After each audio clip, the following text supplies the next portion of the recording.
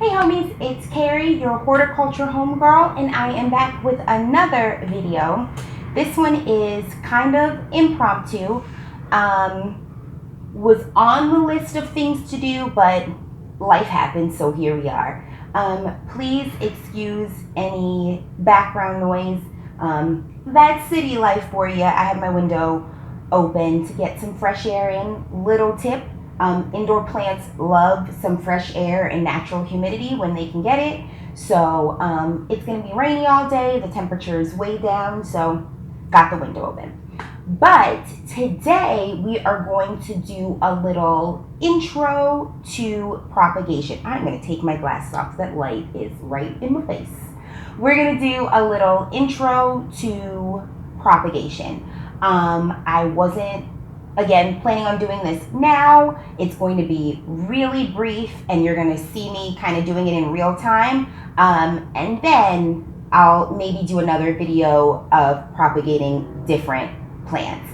But the great thing is Peperomia, which we're going to be propagating today, is super easy to propagate, and I'm going to tell you why I have to do this immediately. But a little quick run through, and I'll actually use this string bean peperomia or happy bean or green bean peperomia. So this is the mama plant, and the propagation is just this. So 2 branches that were removed, these will grow roots on their own and you'll have another plant. And this one is actually for my best friend's mom. Hi, Mama Joyce. So this will be going to her. So in a few weeks, these will both have roots. She can pot them together, and after a while, this will be a clone of this.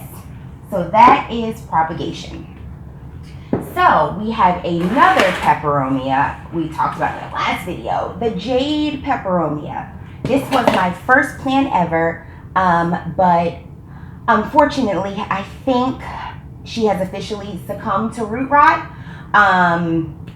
Travis actually helped me lift her out of the pot, and it was really wet and kind of smelly, which makes me think that there was some root rot, along with the fact that, I'm going to put my glasses back on for details, also along with the fact that, and you can kind of see here, I just broke a little leaf off.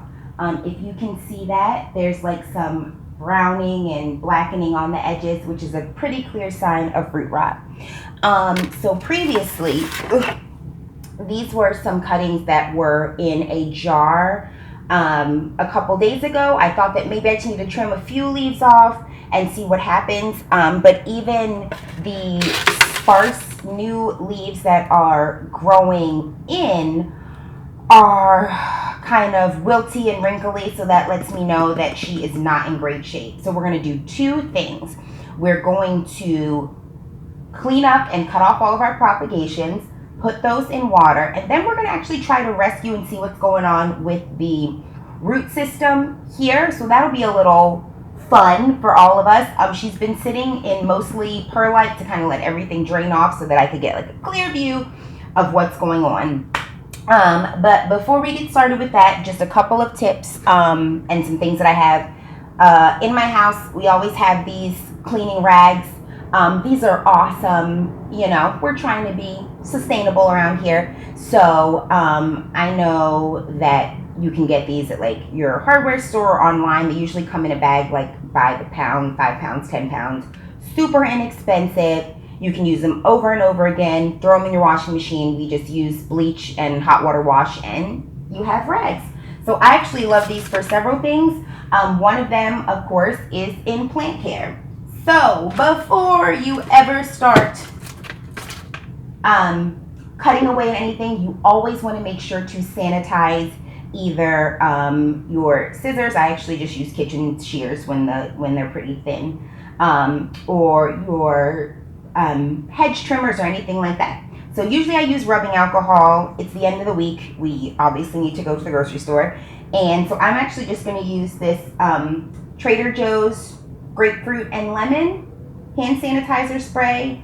Natural and gentle, so we're going to use that. So I'm just going to spray the blade because again, you don't want to transfer any pests, diseases, germs, anything like that. So, and you can even see what's coming off of that. So we have that. So nice clean blades to use. So propagation, especially when you well, anytime, but what makes these Jade Peperomias especially easy to propagate is that they have these long leggy stems and they have plenty of nodes. Nodes are just these little lumps and bumps that leaves come out of. So when you take a cutting, so I'm actually going to cut this one, you guys can see, we'll put it in my lap. So I am going to take a cutting really close to the base of the plant. Just cut that off there. Now, for the propagation piece, you want to leave a few inches at the bottom. And so I'm going to cut off any leaves here that actually looked kind of diseased or unhealthy. We're just going to snip them right on off. Also, another great thing to have, I always keep these just cheap and cheerful aluminum pans. These are great for reusing. I mix dirt in these. I dump old dirt in these. They are garbage cans. Like, invest in a pack of these aluminum pans. They are excellent tools for indoor or outdoor plant care. So, just going to cut off some leaves right at the stem, as close as you can get.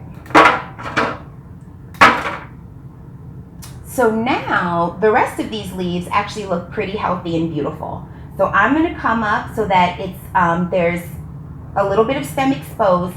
The idea here is that we want to get, and I'll grab mine out of the window in a second, but the idea is that we want to put all of our cuttings together, propagate them together so that we can get a nice big bushy plant. Again, I've mentioned the term leggy. That's when you just have a lot of stem and not a lot of leaves. So what we're trying to do is get a bushier plant eventually, and then it'll vine and still be nice and full. So right below the node, so you see nodes, nodes, nodes, nodes. Right below the nodes, you're going to cut it 45 degrees. 45 degrees allows for more surface area for the roots to uptake any water, or for the stem to uptake any water and nutrients, because we want those roots to come in. So 45-degree angle, boop, there you go. And that's kind of a janky cut, but there you go, a little bit of stem. So now I'm going to add this to my little bowl of water. Right? Little bowl of water. We're just going to let those guys hang out. They're having the time of their lives. So now I am going to do this for all of these remaining leggy pieces. So we're going to go in nice and close, cut it off, inspect for anything wonky. And see, like this guy is a double header. So I think that I'm actually going to make this 2 cuttings. So we're going to do this. Cut at the node. This one got some black on the edges. Cut that off. No big deal. Perfect. Now, I think I'm actually going to cut this one too. 45-degree angle right below that node. Boop. Got another cutting. And we're moving and shaking. We're moving and shaking. Again, we have a leaf that's growing in, already black on the edges. This one is kind of curled up and wrinkly. No sweat to get rid of that. So we're going to cut off this leaf, go in right below a node, and then when they have like a wonky turn like this, that's actually a great place to cut. You want to, again, encourage your plant to grow back full and healthy. So go in right below that node, 45 degrees, boop. Got another one. So now I'm just going to quickly go through and do the same for all of these.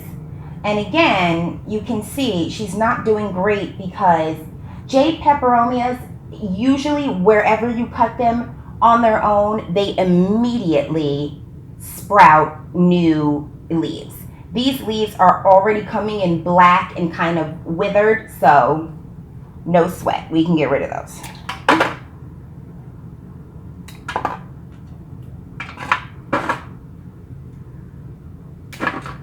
And again, you want to leave maybe the length of 4 fingers. That's actually a pretty good estimate, about the length of four fingers, and 45 degrees below the node.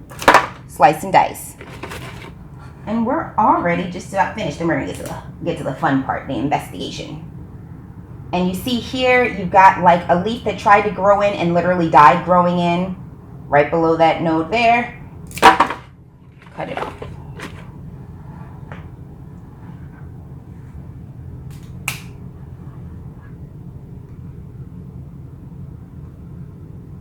I'm actually going to use a clean.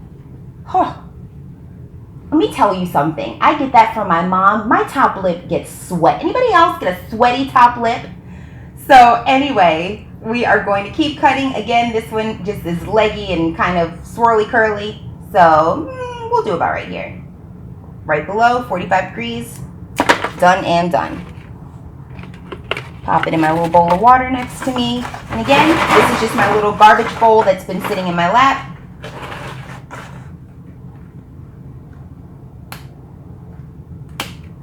Snip. Ooh, she's actually looking kind of beautiful. So we're just going to cut off one leaf so that we can get right in there. Snip.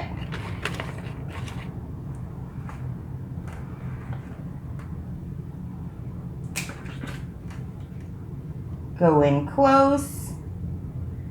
Yeah, we got a couple of not great ones on here, so cut off any leaves that aren't looking too happy. Go in, 45 degrees below the node.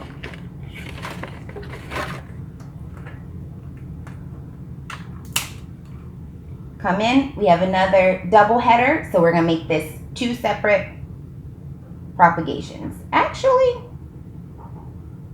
yeah, we'll make it 2.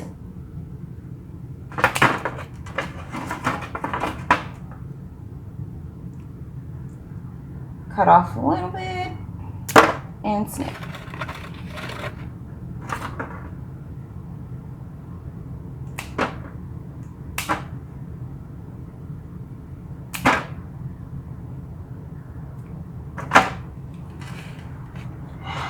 Set our garbage bowl aside, and I want to show you guys something really quick. Look at how full it looks. Totally different, right?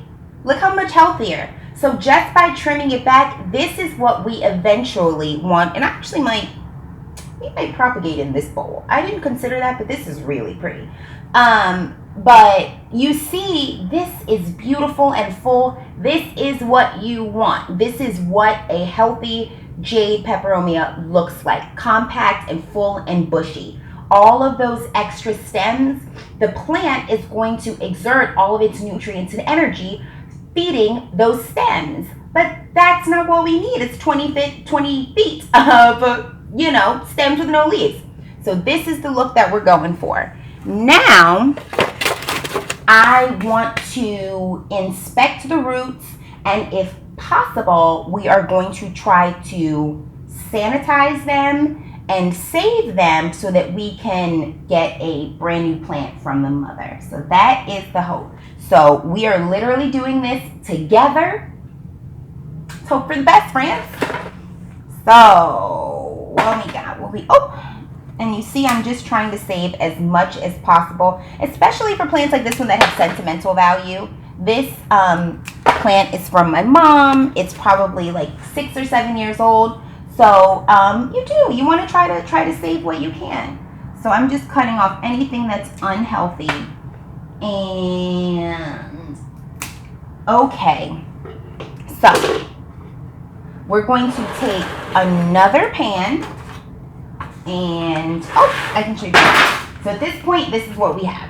So this big mound here is the mother plant, and somewhere in there, there's a root situation. Again, a few days ago, took it out of the pot, drained out all the old soil. It was clearly smelly and not great. So that tells me that there is something a little moldy going on in there. But now that it's had some time to drain, we're just going to take a closer look, and then hopefully try to sanitize and save these roots. So I'm just going to pour some of this top perlite. Again, perlite is a great just like draining agent. I use it for everything.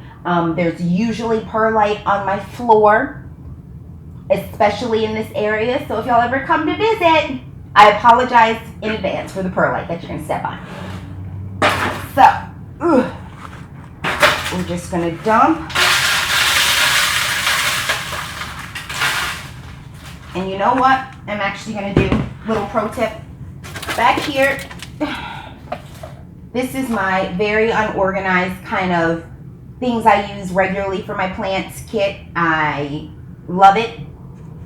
It was like a shower caddy that was on clearance, I think at Target, for literally like $4 or $5. So love that. But in here I do keep gloves.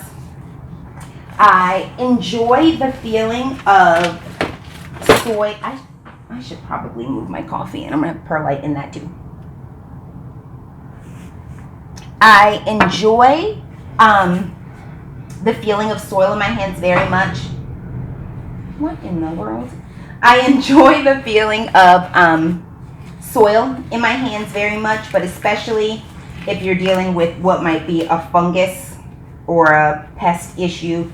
You definitely don't want to get any of that like under your nails or anything like that. So for safety, we're doing this medical grade. So let's go back to this. So I'm just digging out the soil that is surrounding, and she has some just big hardy roots. So I'm just trying to take off this top soil so that I can figure out what's going on with my homegirl. Oh my gosh.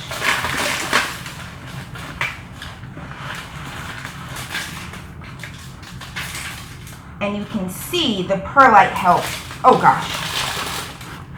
Well, I'll be doing some cleaning today, but I love you guys, so it's worth it. So you see, the perlite has made a huge difference. There's nothing like, there's not any water dripping out. Before, like, it was literally a slosh of water when we lifted out. So perlite saved the day for that. So now we're just going to clean off and see what she's got percolating. I'm going to put this in. You know what? Let's do this. So now I'm just kind of cleaning off all of these pieces.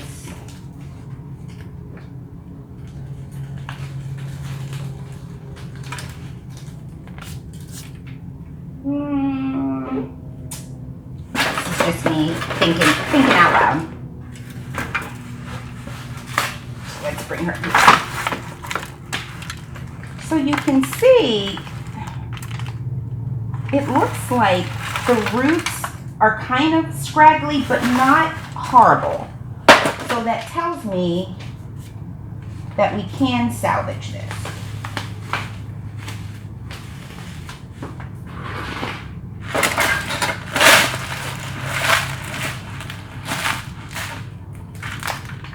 So what I'm going to do,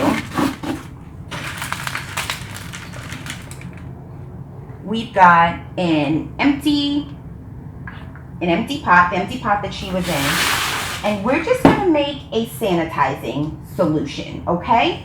So this is just regular, I use tap water.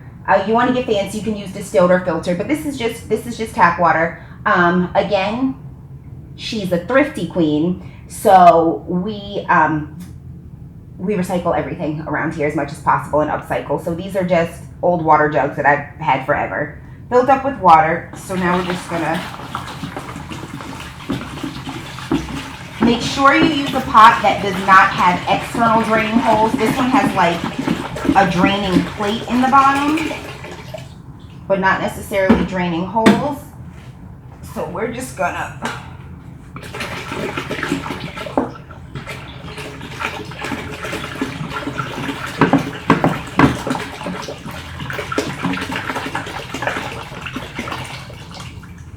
now, two things.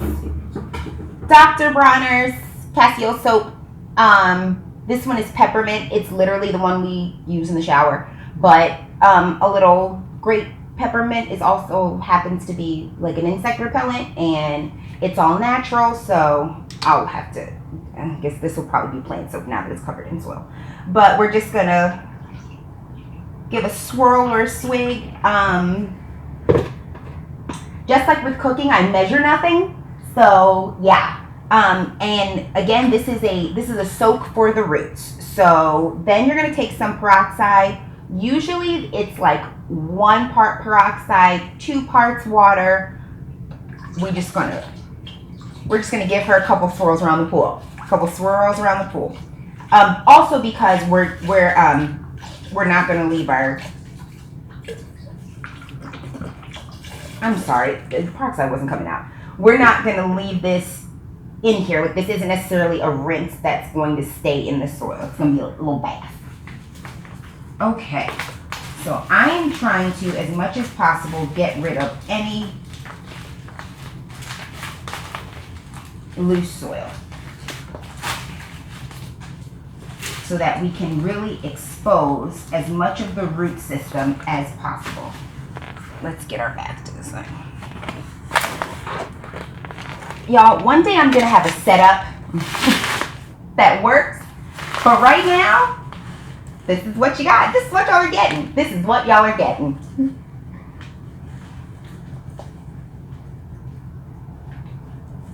Okay.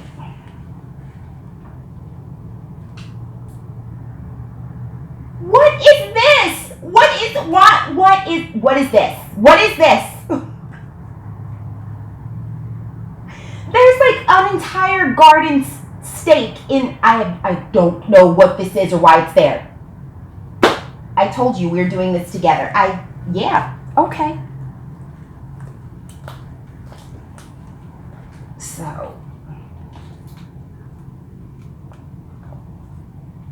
Uh-oh. And see? Look at that. Look at that. Look at that. See that white in there? We are finding the fungus.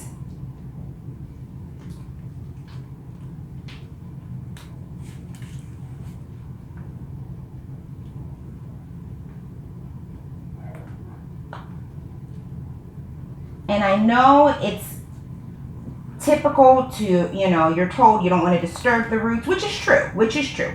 But in this case, they've already been disturbed by the root rot, so it's cool. So we're literally just trying to, and you see she's so compact. Oh, sorry, roots.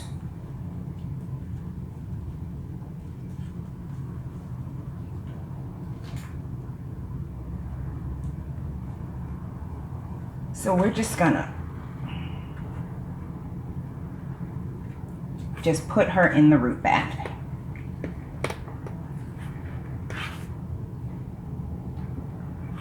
So let's move that out of the way. Move this here. And you see, we're giving her a root bath. Bet you didn't know you could bathe your plants, huh?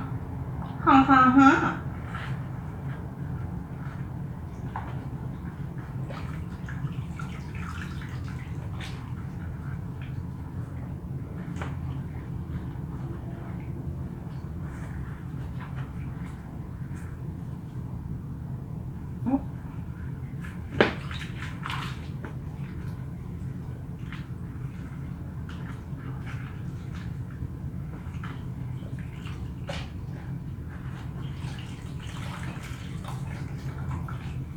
And you see, the more it soaks, the more all of that comes off. So we're just gonna let that chill in there for a minute. Oh, okay. Woo! This is laborious. So in the meantime, again, I think that I am just going to probably put some rooting hormone in these, and let's rock with that. So we're gonna take these gloves off. Rooting hormone. Woo-hoo. Rooting powder. So super easy to use. I have a clean, again, we recycle. This was just a container that had some river rocks that I used. So we're going to take each stem, dip it in rooting powder, plop it in there for the time being. Take each stem, and you'll see too, if it's hard, I have no idea where my scissors are. If it's hard to dip, you can just take off an extra leaf. Put it in there.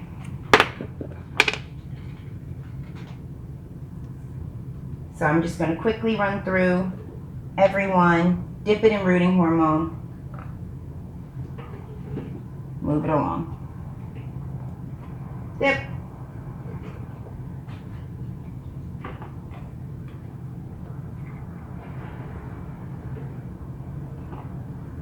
And rooting hormone does just that. It just promotes root growth. On the bottle, it says that you can root things and put them straight into soil. I have always had success with water propagation, so that's what we're going to stick to.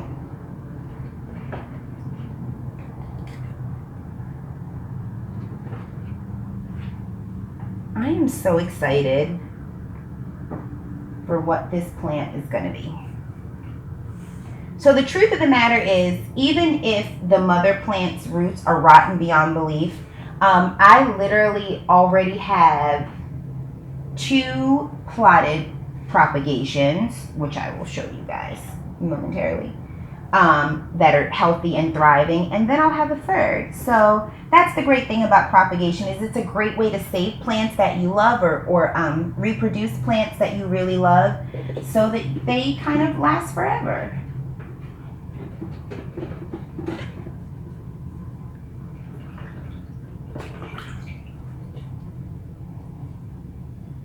This bowl is super pretty though.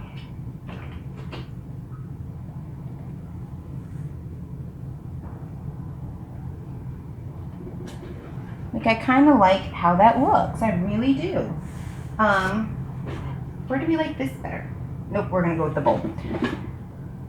So, and such. Now we have, just gonna wipe this down, this cute little bowl. What I am gonna do, we have to get some more of these too. Lifesavers, mosquito bits. They should be called fungus net bits. They come in kind of like it looks like a gallon milk jug. Again, you can find them at most hardware stores and definitely online. Mosquito bits, but they look like, I don't know, y'all remember like grape nuts? They look like grape nuts. There you go. And this is just a natural bacteria that is, I think, BTI, a natural bacteria that is toxic to mosquitoes and flies. So whenever there's going to be any standing water, I like to put some mosquito bits. I also put them in my plants, but especially in propagation water, we do not want to encourage any mosquitoes or fungus gnats to hang out in our propagation water. So I have some more water. Just gonna pour that over the mosquito bits, and there's like a little right up to the lip. And then we're gonna put our propagations back. The most important thing I would say is trying to keep the leaves out of the water. So if there's any cases that the leaves are dipping into the water, then just cut those leaves off. Remember, the idea here is you're gonna have a beautiful full plant. So if a couple leaves have to bite the dust, it's okay. It's okay.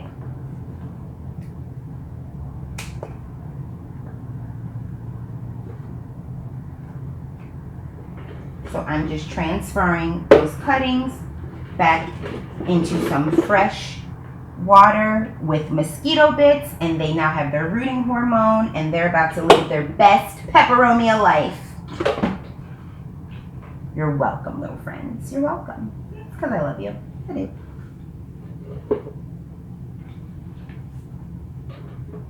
Yes, I talk to my plants frequently, for those wondering. I tell them they're beautiful. I thank them. for keeping our air clean and my spirits lifted.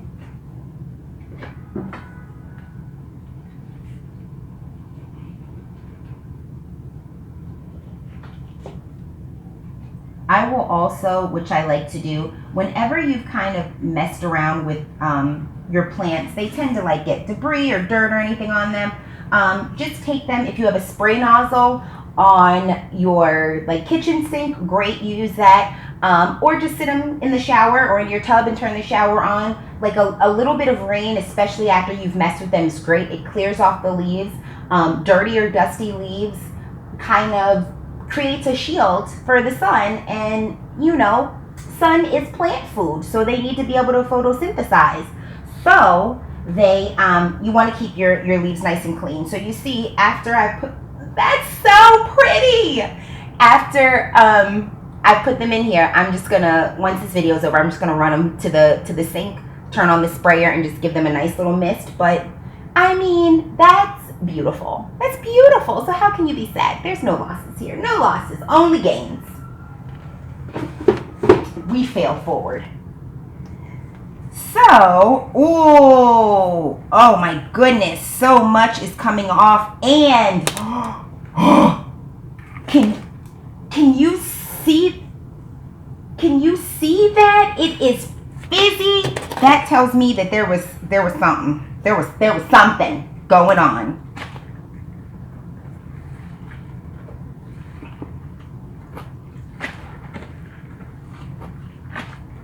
You know what? I actually think that I am going to let this soak a little bit longer, and then I will come back with the repotting. There's a lot of fizzing going on, so that tells me that she needs to soak probably for a while. So I'm gonna let the mother plant soak for a little while longer, and then we'll come back, see what's going on, repot the mother, and then that'll be our little adventure to go on together.